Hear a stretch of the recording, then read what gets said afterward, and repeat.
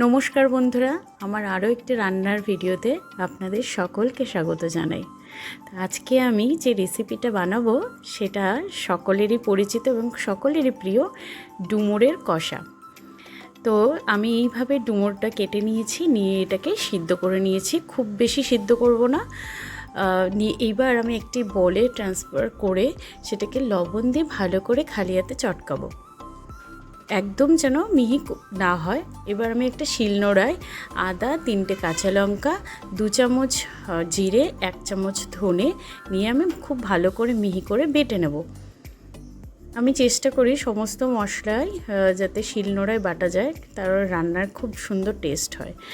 তো কড়াইতে তেল গরম করে ডুমো ডুমো করে কেটে রাখা আলুগুলো লবণ হলুদ দিয়ে ভালো করে লাল লাল করে ভেজে নেব। তো আমার এদিকে ডুমুরের যে আলুগুলো সেগুলো ভাজা হয়ে, এবার কুচনো নারকেলগুলো ভালো করে লাল লাল করে ভেজে নেব। আমি যেহেতু আলু ভাজার সময় লবণ হলুদটা দিয়েছিলাম, তাই নারকেল ভাজার সময় আমি কিন্তু লবণ হলুদটা দিইনি, সেই একই তেলে ভাজা তাই। তো আমি এখানে 1 চামচ ঘি দিয়ে দিলাম, দিয়ে আমি এখানটায় সামান্য গোটা জিরে আর গরম মশলার মধ্যে এখানে আমি কয়েকটা এলাচ আর একটু দারচিনি নিয়ে আমি এটাও ফোড়নে দিয়ে দেবো। ফোড়নে সুন্দর গন্ধ বেরালে আমি যে শিলনোড়ায় বেটে নিয়েছিলাম যে মশলাটা, সেটাও 2 চামচ দিয়ে দিলাম একটা ছোট কুচনো টমেটো। এবার এটাকে ততক্ষণ অবধি ভাজবো যতক্ষণ না মশলার সাথে টমেটোটা ভালো করে মিশে না যায়। তার মধ্যে আমি লবণ, হলুদ এবং শুকনো লঙ্কার গুঁড়ো দিয়ে দিলাম। দেখুন দেওয়ার সাথে সাথে খুব সুন্দর একটি রং এসছে।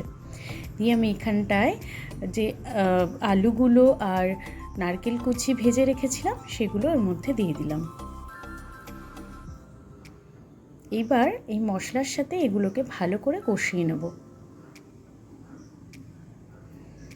তেলটা ছেড়ে গেলে মশলার থেকে তখন আমি চটকে রাখা ডুমুরগুলো দিয়ে দিলাম।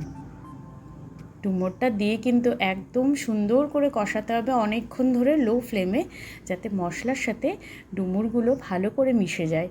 এবং দেখবেন আপনি রঙের এই যে রান্নার কালারটা কিন্তু অন্যরকম হয়ে যাবে। তো আমি এখানে 1 চামচ চিনি দিয়ে দিলাম স্বাদটাকে ব্যালেন্স করার জন্য। কষিয়ে আমি এখানে গরম জল করেছিলাম, সেই অবশ্যই রান্নায় কিন্তু গরম জল ইউজ করবেন।